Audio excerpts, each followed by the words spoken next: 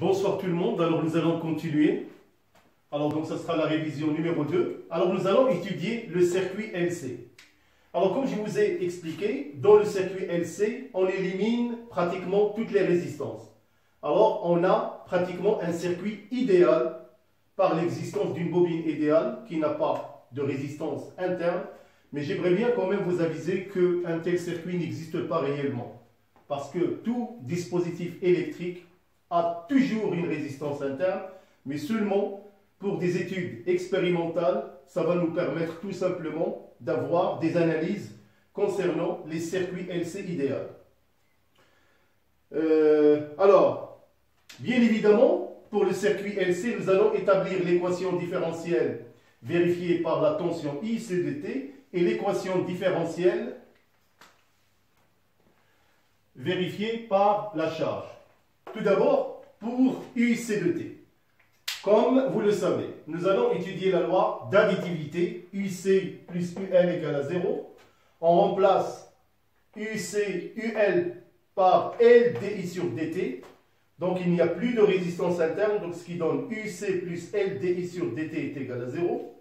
Alors puisque on demande une équation différentielle vérifiée par UC de T, alors vous savez maintenant que DI sur DT, c'est la dérivée seconde de I, parce que I égale à C DUC sur DT, et DI sur DT égale à C D au carré C sur DT au carré.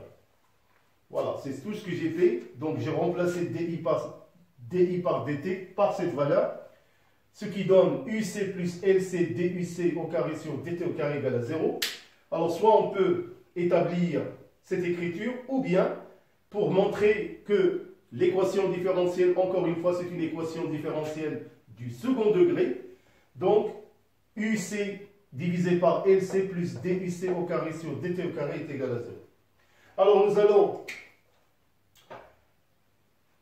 établir, comme vous voyez, l'équation différentielle vérifiée par la charge.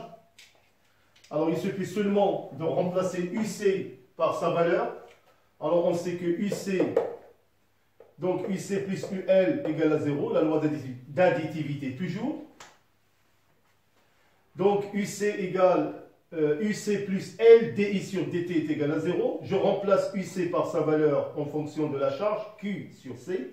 On sait que DI sur DT, elle aussi, c'est quoi? C'est DQ au carré sur DT au carré, ce qui donne comme équation différentielle Q sur LC. Là, j'ai divisé par L pour trouver Q sur LC plus, alors puisque j'ai divisé par L, donc je trouve DQ au carré sur DT au carré. C'est l'équation différentielle vérifiée par la charge. Alors je vais seulement me contenter de l'équation différentielle vérifiée par UC de T, comme vous pouvez le voir. Alors la solution de cette équation différentielle est une fonction sinusoïdale. C'est une fonction cosinus qui peut s'écrire UC de T égale U max cosinus 2pi sur T0 T plus phi. Alors, si on représente cette fonction, c'est une fonction qui est périodique, sinusoïdale, comme vous pouvez le voir. Alors, on remarque, dans le circuit idéal LC, il n'y a plus d'amortissement des oscillations par effet Joule, c'est-à-dire, comme vous pouvez voir dans le circuit, il n'y a plus l'influence des résistances, donc ce qui conserve les oscillations, et je vais vous montrer pourquoi. Alors, donc, on assiste, selon le graphe, le régime des oscillations est périodique, sinusoïdal de période T0, qu'on peut déterminer graphiquement par cette manière. Alors, dans l'équation, ou plutôt dans la solution, Umax représente l'amplitude qui est égale à E, c'est-à-dire, au moment de la charge du condensateur, il atteint la valeur E, donc c'est l'amplitude E, exprimée en volts. Le terme 2pi T sur T0 s'appelle la pulsation. Et phi, c'est la phase à l'instant T est égal à 0. Alors, ce qui est important pour vous, c'est de déterminer Umax, déterminer T0 et déterminer phi. Là, T0, la période, on peut la déterminer graphiquement, mais on peut la déterminer en utilisant l'équation différentielle. De même, on va aussi déterminer la phase phi en utilisant les conditions initiales. C'est ce que nous allons faire tout de suite. Alors, avant d'aborder la détermination de ces termes, j'aimerais bien aussi ajouter pourquoi les oscillations sont, comme j'ai dit, périodiques, parce que tout simplement, il n'y a plus effet de Joule et l'énergie emmagasinée dans le condensateur est versée dans la bobine. C'est une énergie électrique. Cette énergie se transforme en énergie magnétique qui est lui-même versée dans le condensateur et ainsi de suite. C'est pour cette raison d'ailleurs que je vous ai dit qu'un tel circuit n'existe pas. Alors nous allons déterminer déjà Umax T0 phi par des calculs algébriques.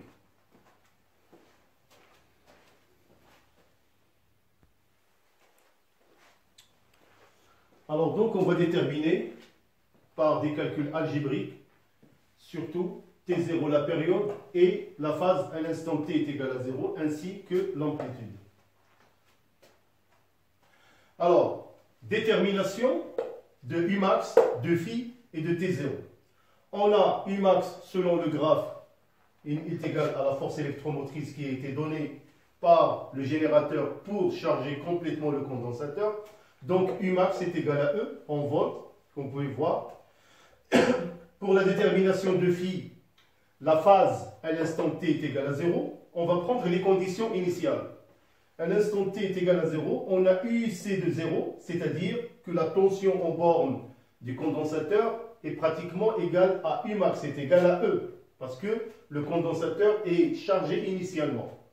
Alors je remplace Umax cosinus 2pi multiplié par 0 sur T0 plus phi égale à E, ce qui donne Umax cos de phi égale à E. Graphiquement, Umax est égal à E, ce qui donne que cosinus phi est égal à E sur Umax égale E sur E est égal à 1. Alors on déduit que cosinus phi est égal à 1, ce qui implique que phi est égal à 0. N'oubliez pas que phi est un angle, donc il est exprimé en radians.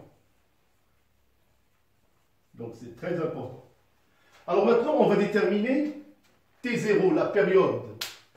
Alors on sait maintenant que UC est égal à E cosinus 2pi t sur T0, avec phi est égal à 0.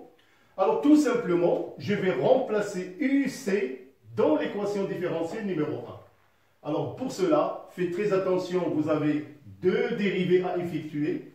Alors pour cette raison, on calcule DUC sur DT, la dérivée première, donc qui donne moins E 2pi sur T0 sinus 2pi sur T0 fois T.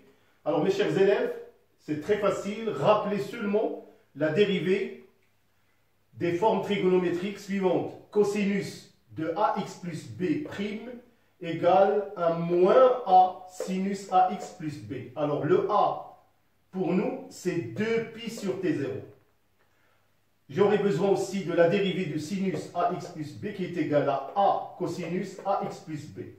Alors, donc, DUC sur DT, la dérivée de cosinus, donc le a c'est 2pi sur T0, donc moins E 2pi sur T0 sinus 2pi T sur T0. Alors, j'aurai besoin à effectuer une dérivée seconde de DUC sur DT carré qui est égale, encore une fois, j'ai appliqué cette formule, moins E 2pi sur T0 que j'ai déjà, multiplié par 2pi sur T0 cosinus de 2pi T sur T0. Alors j'aurai la dérivée seconde égale à moins E 2pi sur T0 au carré cosinus 2pi T sur T0. Alors cette expression E cosinus 2pi sur T0T n'est que UC.